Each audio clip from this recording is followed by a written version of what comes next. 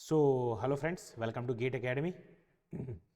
Thermodynamics का हम series देख रहे थे, जिसमें हम क्या कर रहे थे, यूपीपीएससी एई के लिए जो पेपर 1 का जो सिलेबस था उसके अकॉर्डिंग हम क्या कर रहे हैं, इसको ख़त्म कर रहे हैं। ठीक है, अभी तक जो भी प्रीवियस पार्ट नहीं देखे हैं वो स्टूडेंट जाइए, इसके प्रीवियस जितने भी पार्ट्स हैं उसको आप देखिए, आपको बहुत हेल्पफुल होगा बेसिक थर्मोडायनेमिक्स के क्लास में। ठीक है, ये मैं बता रहा हूँ, इसको मैं पहले ही आप लोगों को बता दे रहा हूँ, ये यूपीपीएससी जो एई का पोस्ट निकला है 2024 के लिए, उसके लिए ये है। तो इसको आपको क्या करना है, ध्यान रखना है। ठीक है, ओके नाउ, इसके लिए है तो इसको आपको क्या करना है, ध्यान रखना है। नाउ देखिए, यहाँ पर सबसे पहले एक चीज जो मेरा फेवरेट है, मैंने आपको कई बार बताया, CBT 2। जो भी स्टूडेंट का RRB जेई में CBT 1 बहुत बेहतरीन गया हुआ है, ठीक है, वो ये लोग RRB जेई CBT 1 का भी हम लोगों ने नेविगेटर निकाला था, जिसमें स्टूडेंट लोगों को बहुत काफ़ी हेल्प हुआ। इसी प्रकार हम लोगों ने यहाँ पे RRB जेई का नेविगेटर CBT 2 के लिए हम लोगों ने निकाला है, CBT 2 के लिए नेविगेटर निकाला है। इसमें जैसे कि आप देख रहे हैं 4041 क्वेश्चन है इसमें, और 14 ईयर के यहाँ पे आपको क्वेश्चंस मिलेंगे जो डिफरेंट डिफरेंट एग्जाम में जेई लेवल में आए हुए हैं, ताकि आप क्या कर सके, अपने प्रिपरेशन को बेहतर बना सके। ठीक है, इसका जो प्राइस रखा गया ओनली 333 इसका प्राइस रखा गया है। ये प्राइस इतना कम इसलिए ताकि आप इजीली अवाइल कर सके और अपने एग्जाम में आप कर सके, बेहतर परफॉर्मेंस दे सके। ठीक है, इसीलिए इसको क्या किया गया है, आप लोगों के सामने इस नेविगेटर को लेकर आया गया है गेट एकेडमी के द्वारा। ठीक है, नाउ देखिए, इसमें क्या है कि नेविगेटर में आपको जो इजी लेवल के भी क्वेश्चन देखने को मिलेंगे, मॉडरेट लेवल के भी क्वेश्चन देखने को मिलेंगे, और टफ लेवल, मतलब इजी, मॉडरेट एंड टफ, तीनों लेवल के क्वेश्चन जो होता है आपको एग्जाम में क्या है, देखने को मिलेंगे इसमें। ठीक है, इजी मॉडरेट, मैं क्या बोल रहा हूँ, इजी मॉडरेट एंड टफ, तीनों लेवल के क्वेश्चन जो क्या होंगे आपको एग्जाम में देखने को मिलेंगे। अब इसमें है क्या चीज, इसमें है क्या चीज, इजी क्वेश्चंस मतलब जो आएगा तो आपसे छूटना नहीं चाहिए, मॉडरेट लेवल के क्वेश्चंस अगर आ गए एग्जाम में तो आपसे छूटना नहीं चाहिए, टफ लेवल के क्वेश्चन जितना मैक्सिमम हो सके आपको बना दो, उसको आप बना पाओ। ठीक है, तो टोटल 4041 क्वेश्चंस आप जिसको आप देख सकते हैं, 4041 क्वेश्चंस जिसको आप देख सकते हैं। तो इस टाइप के क्वेश्चंस को आपको क्या है, बनाना है। ठीक है,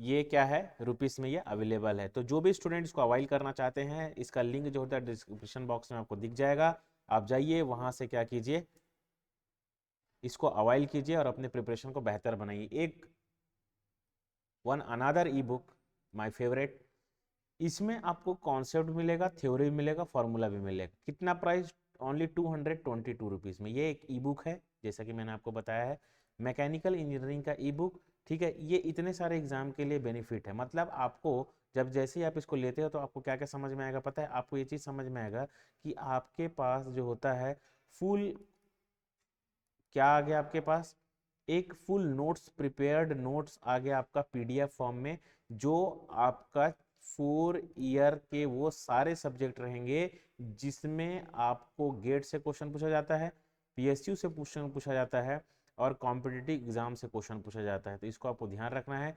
कॉन्सेप्ट, थ्योरी, फार्मूला, ये सभी में ये चीज़ें आपको मिलेगी, कॉन्सेप्ट, थ्योरी एंड फार्मूला। तो इसको आपको ध्यान रखना है, अति महत्वपूर्ण चीज़ें आपके एग्जाम के पॉइंट ऑफ व्यू से। यूपीपीएससी मेंस, प्री और एई के लिए हम यहाँ पर देख रहे हैं ओनली 1111 रुपीज़ में ये कोर्स हमको प्रोवाइड किया गया है।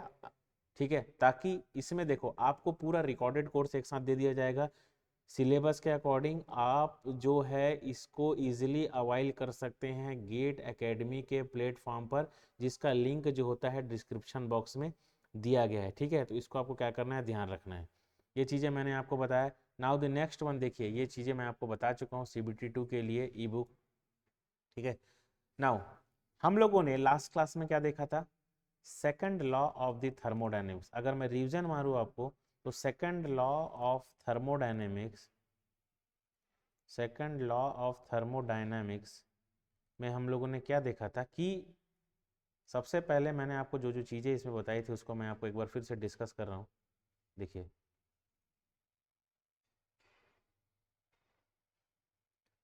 इसको मैं फिर से आपसे डिस्कस कर रहा हूँ तो इसको ध्यान रखेंगे। तो सबसे पहले इसमें मैंने आपको बताया था कि व्हाट इज सेकंड लॉ, ये क्या चीज़ है सेकंड लॉ, ये इसके बारे में हम लोगों ने देखा था। नाउ द सेकंड वन हम लोगों ने देखा था क्या है, इसके कॉन्सेप्ट देखे थे कि ये कौन से लॉ, इसका स्टेटमेंट कौन कौन से साइंटिस्ट ने दिया, तो ये केल्विन ने बताया था। इसके बाद हम लोगों ने क्लॉसियस के बारे में भी इसमें देखा था। केल्विन और क्लॉसियस के बारे में देखने के बाद मैंने आपको यहाँ पर क्या बताया था कि यहाँ से क्वेश्चंस आपको हीट इंजन के लिए आएगा, हीट पंप के लिए आएगा और रेफ्रिजरेटर के लिए आएगा। इसके बाद मैंने हीट इंजन के लिए थर्मल इफिशिएंसी का फॉर्मूला बताया था, हीट पंप के लिए कोफिशिएंट ऑफ परफॉर्मेंस का फॉर्मूला बताया था, रेफ्रिजरेटर के लिए भी मैंने आपको क्या बताया था, कोफिशिएंट ऑफ परफॉर्मेंस COP का फॉर्मूला बताया था। तो ये तीनों चीज़ें, इसको आपको क्या करना है, ध्यान रखना है, अति महत्वपूर्ण चीज़ें आपके एग्जाम के पॉइंट ऑफ व्यू से। ठीक है, इसको आपको ध्यान रखना है। जो भी स्टूडेंट प्रीवियस वीडियो नहीं देखा है, जाइए प्रीवियस वीडियो को देखिए, आप देखेंगे कि बेहद बेहतरीन तरीके से इन सारे चीज़ों को आप लोगों को कवर कराया गया है। ठीक है, तो इसको आपको क्या करना है, ध्यान रखना है। देखिए now the next one, next में हम क्या देखते हैं कि अगर, वन सेकेंड, ओके, नेक्स्ट देखिए, अगर हमको क्वेश्चन में बोल दिया कि देखिए ये रिलेशन तो हमको पता है कि coefficient of performance of heat pump is equal to क्या होता है, coefficient of performance of the refrigerator plus क्या हो जाता है 1, coefficient of performance of the refrigerator, और उसके बाद क्या हो जाता है ये। इसको ध्यान रखेंगे। अब एक केस दे रहा हूँ, क्वेश्चन कैसे आएगा ध्यान से सुनना। क्वेश्चन क्या बोलेगा कि देखिए दो इंजन जुड़ा है, ठीक है, दो इंजन जुड़ा है, 1 सीरीज में जुड़ा है, ठीक है, दो इंजन जुड़ा है, सीरीज में जुड़ा है, ठीक है, मतलब ये सपोज टेम्परेचर यहाँ का T1 है, यहाँ का टेम्परेचर T2 है और यहाँ का टेम्परेचर क्या है, T3 है। ठीक है, यहाँ से ये इंजन E1 जो वर्क डन मिलेगा W1, ये इंजन क्या है E2, वर्क डन मिलेगा इसका हो जाता है W2। ठीक है, ये हो गया। अब इसको आपको ध्यान से सुनिएगा, अगर मैं केस 1 लेता हूं, केस 1, केस 1 क्या बोलता है ये, केस 1 ये बोलता है if the efficiency is same, अगर क्या बोला है कि सपोज दोनों इंजन की इफिशियंसी सेम है, इफ इफिशियंसी सेम होगा, ठीक है, दोनों रिवर्सिबल इंजन है, पहली बात, दोनों रिवर्सिबल इंजन है, दोनों की इफिशियंसी क्या है, सेम है, मतलब यहाँ पर इफिशियंसी 1 इज इक्वल टू क्या हो जाएगा, T1 minus T2 divided by T1, T1 minus T2 divided by T1, wait a minute,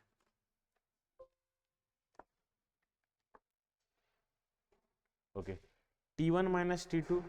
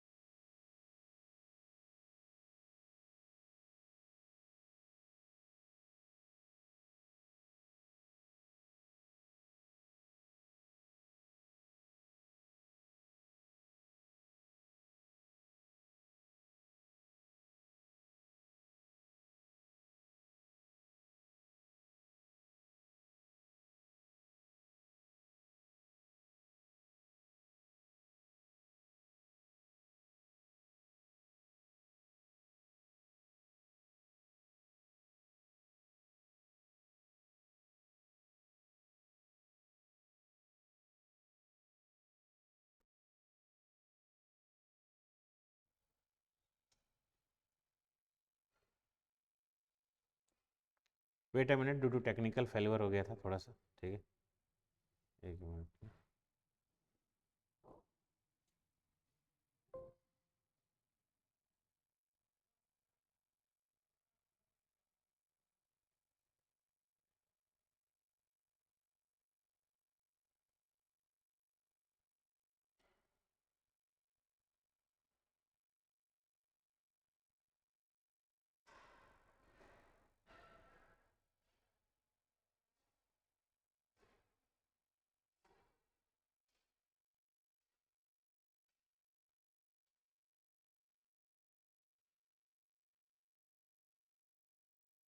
okay now, okay now all thing okay, okay now देखिए,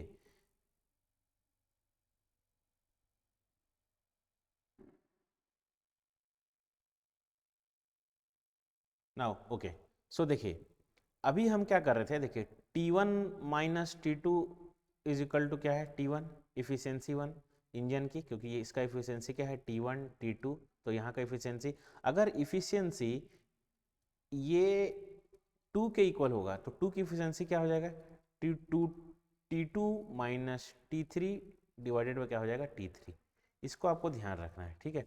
अब यहाँ पर ध्यान दीजिए कि case 1, if the efficiency is same, efficiency क्या है, same है, तो यहाँ पर T2 इज इक्वल टू क्या हो जाएगा, जब आप इसको सॉल्व करोगे तो ये क्या हो जाएगा, 1 minus T2 by T1 is equal to क्या हो जाएगा, 1 माइनस T3 बाई क्या हो जाएगा, T2।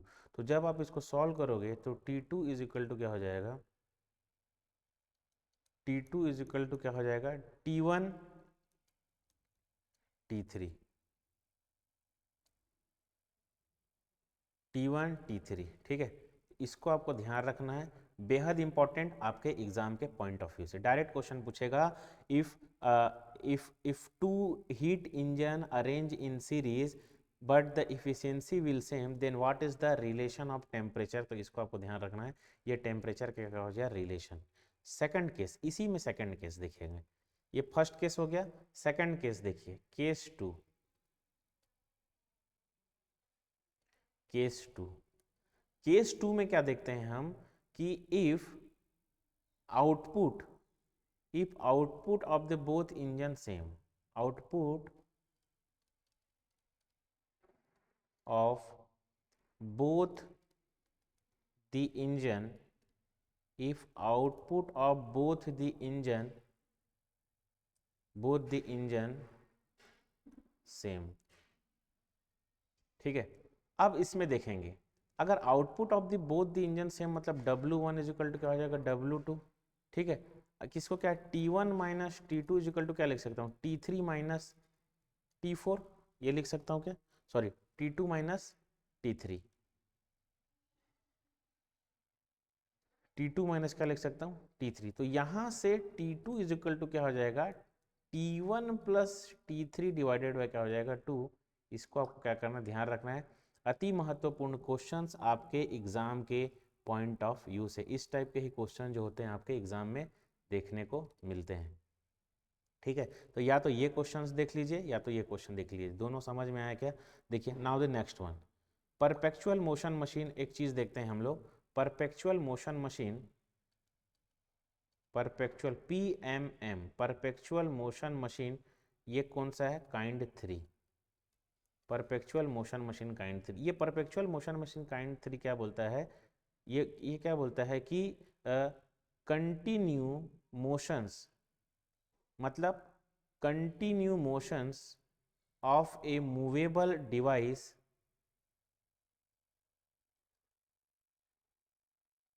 लिख देगा स्टेटमेंट, बोलेगा ये क्या है, तो आपको ध्यान रखना है कि ये है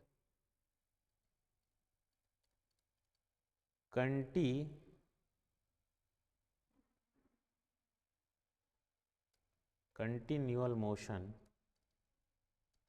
of movable, motion of movable device in complete device in complete absence of friction in complete absence of friction is known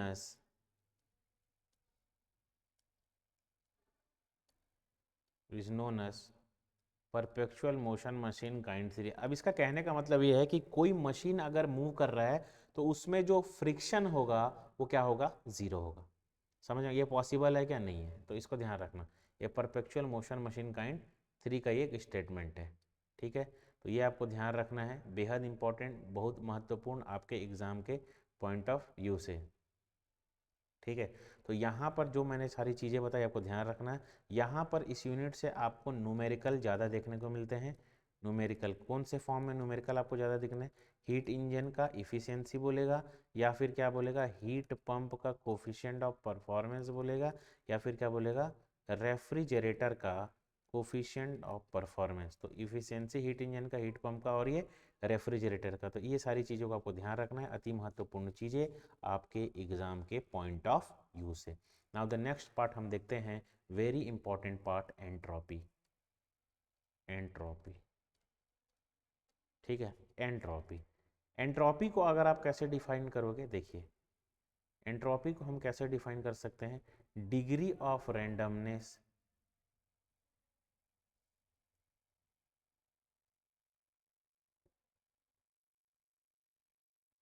entropy को हम कैसे डिफाइन कर सकते हैं कि डिग्री ऑफ रैंडमनेस, ठीक है, degree of randomness is called क्या होता है, एंट्रोपी। मतलब क्या होता है, मॉलिक्यूल्स की बदमाशी है। देखिए क्या होता है, ये एक इमेजिनरी टर्म है एंट्रोपी। क्या होता है, सपोज ये कोई सॉलिड है, बहुत सारे मॉलिक्यूल्स से मिलकर बना होता है, या सपोज इसमें गैस भरा है जिसमें बहुत सारे मॉलिक्यूल्स है।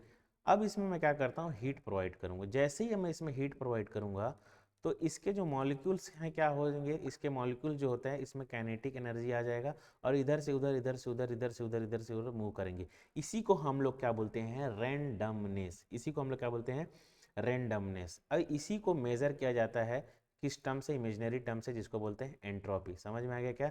एंट्रोपी जो है, सबसे पहले इसको जान लीजिए, ये एक एक्सटेंसिव प्रॉपर्टी। एंट्रोपी जो है वो कौन सा है, एक्सटेंसिव प्रॉपर्टी है, जो जिसका यूनिट जो होता है क्या होता है, किलो जूल, ठीक है, पर केल्विन। इसको ध्यान रखें, किलो जूल पर केल्विन इसका क्या होता है, एंट्रोपी होता है, ठीक है। अब देखिए बहुत सारे लोगों ने यहाँ के बहुत बहुत तरीके के स्टेटमेंट दिए, ठीक है। इसमें तो जो मैं टू दी पॉइंट है उसके बारे में बता रहा हूँ, इसको आपको ध्यान रखना है। देखिए सबसे पहला जो स्टेटमेंट था, सबसे पहला जो स्टेटमेंट था उसको हम लोग क्या बोलते हैं, क्लासियस स्टेटमेंट।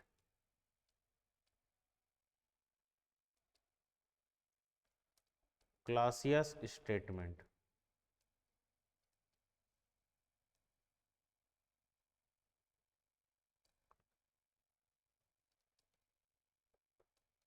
क्लासियस स्टेटमेंट, ठीक है, क्लासियस स्टेटमेंट। इस स्टेटमेंट ये क्या बोलता है, क्लासियस स्टेटमेंट क्या बोलता है, द साइक्लिक इंटीग्रल, ध्यान सुनिएगा, the cyclic integral, the cyclic integral of dq by t, the cyclic integral of dq by t for a reversible, cycle is equal to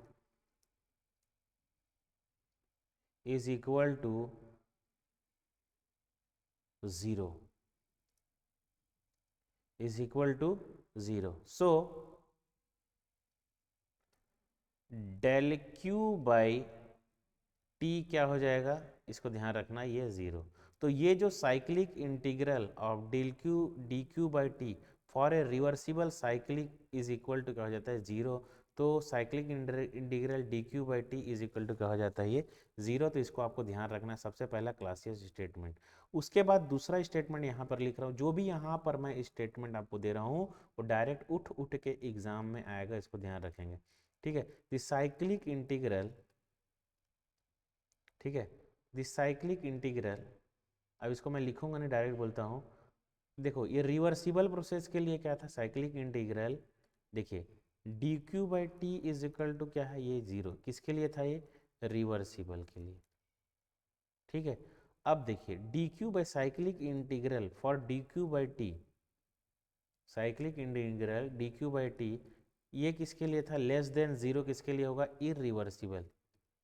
इसमें कन्फ्यूजन नहीं होना, इसमें कन्फ्यूजन नहीं होगा कोई, cyclic integral of the irreversible is equal to less than zero के से होता है। तो इसको आप कन्फ्यूजन नहीं हो जाए, क्यों, क्योंकि हम लोग ने पढ़ा है कि पॉजिटिव जो होगा किसके लिए होगा, इरिवर्सिबल कंडीशन के लिए एंट्रोपी क्या होती है, पॉजिटिव होती है। पॉजिटिव मतलब जीरो से वन, यहाँ तो जीरो से, सर यहाँ तो जीरो से कम होता जा रहा है, इसका मतलब क्या है, सर यहाँ से जीरो से कम होते जा रहा है, इसका मतलब ये है कि यहाँ पर जो है आपका क्लासियस का, यहाँ पर हम लोग क्लासियस टर्म का हम लोगों ने क्या किया है, साइक्लिक इंटीग्रल किया है। तो इसको आपको ध्यान रखना है, ठीक है। इरिवर्सिबल और इम्पॉसिबल टर्म के लिए D Q by T greater than zero, ये किसके लिए, ये इम्पॉसिबल है, ये पॉसिबल ही नहीं हो सकता, ये क्या है, ये इम्पॉसिबल है। तो इसको आपको क्या करना है, ध्यान रखना है, अति महत्वपूर्ण चीज़ें आपके एग्जाम के पॉइंट ऑफ व्यू से, ठीक है। ये इम्पॉसिबल है, टी क्यू बाई टी क्या है, ये इम्पॉसिबल है, ठीक है।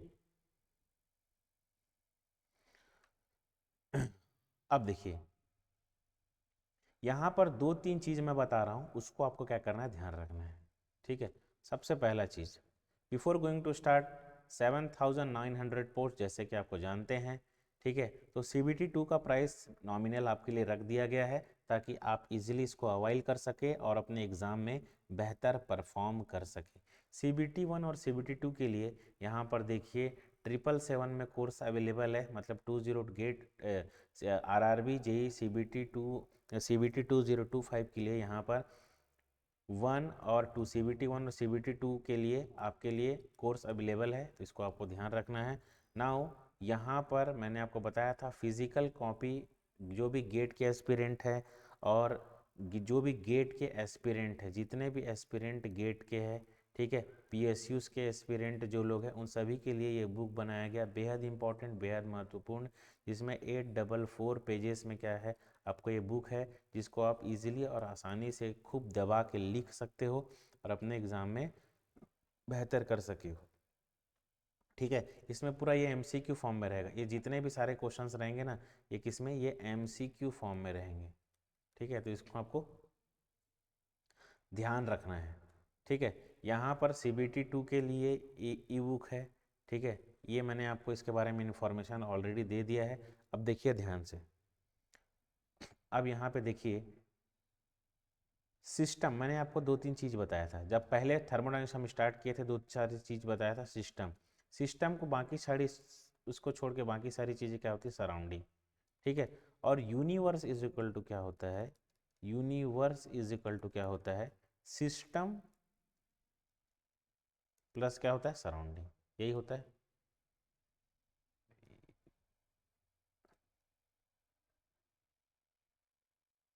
यूनिवर्स इज इक्वल टू क्या होता है,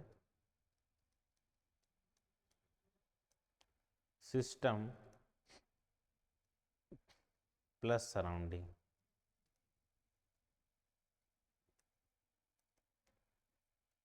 ठीक है। अब देखिए सिस्टम कितने टाइप का होंगे, सिस्टम की अगर मैं एंट्रोपी की बात करूं, change in entropy of the, अगर मैं सिस्टम की बात करूं, ठीक है, change in entropy of the, अगर मैं सिस्टम की बात करूं, तो यहाँ पर DS मतलब होता है क्या, change in entropy of the system. तो याद रखना ये पॉजिटिव भी हो सकता है, बस अभी इसको इतना ही ध्यान रखिए, ये निगेटिव भी हो सकता है और ये जीरो हो सकता है, ठीक है। सराउंडिंग के अगर मैं एंट्रोपी की बात करूं, change in entropy of the surrounding, तो ये भी क्या हो सकता है, पॉजिटिव हो सकता है, निगेटिव हो सकता है, और ये क्या हो सकता है, जीरो हो जाता है। मतलब पॉजिटिव, निगेटिव और क्या हो सकता है, जीरो। मतलब अगर मैं change entropy of the universe की बात करूं, ठीक है, तो change in entropy of the system is equal plus क्या हो जाएगा, change in entropy of the surrounding. तो यहाँ पर ये पॉजिटिव हो सकता है, ये निगेटिव हो सकता है, जीरो हो सकता है, ये भी पॉजिटिव हो सकता है, ये भी निगेटिव हो सकता है, ये भी जीरो हो सकता है, but universe entropy change of the universe जो होगा, यूनिवर्स जो होगा वो ऑलवेज जीरो से बड़ा होगा या जीरो के बराबर होगा, मतलब क्या हो जाएगा पॉजिटिव, ये क्या हो जाएगा ऑलवेज, ऑलवेज पॉजिटिव होगा, क्या हो जाएगा ऑलवेज। तो इसको आपको क्या करना है, ध्यान रखना है, ठीक है, वेरी इंपॉर्टेंट, बेहद महत्वपूर्ण आपके एग्जाम के पॉइंट ऑफ व्यू से, तो इसको आपको क्या करना है, ध्यान रखना है। Now this next one, now the next one, entropy change, entropy change, ठीक है। अगर देखिए सबसे पहले चीज अगर मैं बात करता हूं, एंट्रोपी चेंज अगर सॉलिड की बात होगी या फिर गैस की, सॉलिड की बात हो या वाटर की बात हो गई, वाटर की बात है, ठीक है। तो याद रखना, सपोज ये कोई सॉलिड बॉक्स है, ठीक है, मास m है, स्पेसिफिक हीट c है, ठीक है, इसका फाइनल टेम्परेचर TF ले लो और इसका इनिशियल टेम्परेचर T है। तो याद रखना चेंज इन एंट्रोपी क्या हो जाएगा, MC लॉग नेचुरल लॉग, ये क्या हो जाएगा TF/T इनिशियल।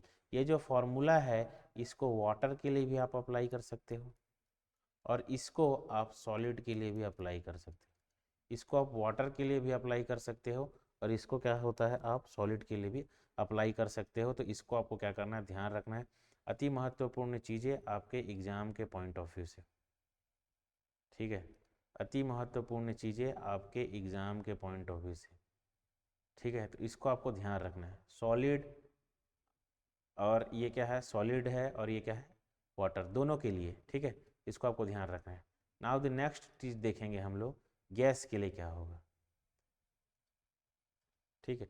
गैस के लिए कभी भी याद रखिएगा, चेंज इन एंट्रोपी अगर हमको गैस के लिए निकालना है तो इसमें हमको TDS इक्वेशन का रिक्वायरमेंट होता है, जिसमें दो TDS इक्वेशन का यूज होगा, TDS is equal to DU plus PdV और TDS इज इक्वल टू क्या हो जाएगा DH माइनस VdP। तो आप देख लीजिएगा क्वेश्चन में दिया क्या है, अगर इसको आगे सिंप्लीफाई करूंगा तो मैं डायरेक्ट लिखता हूँ, ये क्या होता है MCV log T final by T initial plus MR log, ये क्या हो जाएगा V2/V1। सिमिलरली यहाँ पे DS इज इक्वल टू क्या हो जाएगा MCP log T final by T initial plus क्या हो जाएगा यहाँ पे MR log P2/P1, sorry minus minus minus MR log P2 by क्या हो जाएगा यहाँ पे P1। तो इसको आपको ध्यान रखना है, अति महत्वपूर्ण चीज़ें आपके एग्ज़ाम के पॉइंट ऑफ व्यू से, तो यहाँ पर ये सारी चीज़ें आप इसको देखेंगे, ठीक है। MR लॉग V2/V1, तो इसके अकॉर्डिंग आप देख लीजिएगा कि आपको क्वेश्चंस क्या दिया है और उसके अकॉर्डिंग क्या है आपको आंसर इसका देना है। अगर हमको क्वेश्चन में बोल देगा कि भैया आइसोथर्मल प्रोसेस है तो ये क्या हो जाएगा टोटल जीरो, बचेगा क्या ये MR log V2/V1। सिमिलरली यहाँ पर बोल देगा कि आइसोथर्मल तो क्या बचेगा MR log P2/P1। तो आपको देख लेना है कि वॉल्यूम का टर्म दिया है कि आपको प्रेशर का टर्म दिया है, उसके अकॉर्डिंग क्या है आपको एक्ट करना है, ठीक है। तो ये सारी चीज़ें थी। उसके बाद देखिए यहाँ पे दो तीन यहाँ पर पॉइंट लिख रहा हूँ, उसको आपको ध्यान रखना है कि entropy change in entropy change in reversible,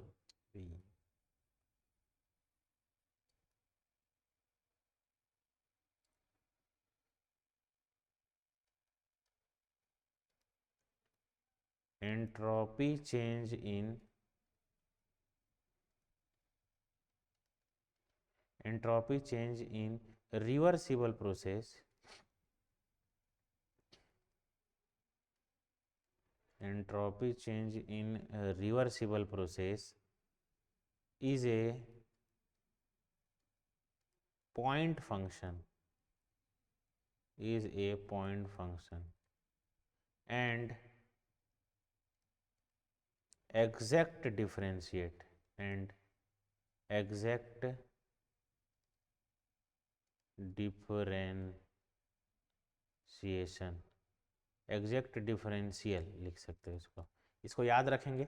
second चीज जो आपको ध्यान रखना है ये है इट इज एन एक्सटेंसिव, जैसे कि मैं बताया था क्या, it is an extensive property. Intensive नहीं होता, ये कौन सा प्रॉपर्टी होता है, extensive property, it is an extensive property. Now the next one इसमें आप लोग देखेंगे it is an extensive property के बाद जो नेक्स्ट चीज़ है इसमें हम लोग देखते हैं reversible adiabatic process, reversible adiabatic, reversible adiabatic process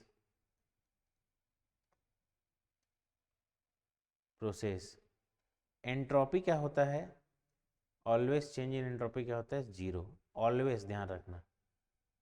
but ये पॉसिबल नहीं है कि एंट्रोपी जीरो है तो जो प्रोसेस है वो क्या हो जाएगा, वो रिवर्सिबल एडियाबेटिक होगा। समझ में आ गया क्या, जो प्रोसेस है वो क्या हो जाएगा, रिवर्सिबल एडियाबेटिक होगा।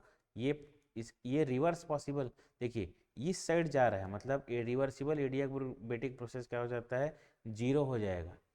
बट जीरो एंट्रोपी है वो रिवर्सिबल एडियाबेटिक होगा कि नहीं होगा इसका कोई गारंटी नहीं है, तो इसको आपको क्या करना है, ध्यान रखना है।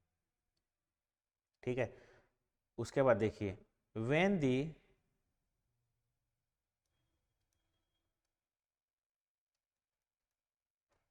the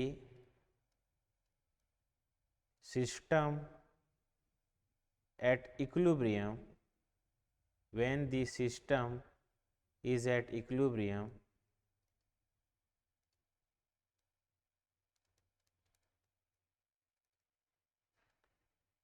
when the system is at equilibrium, any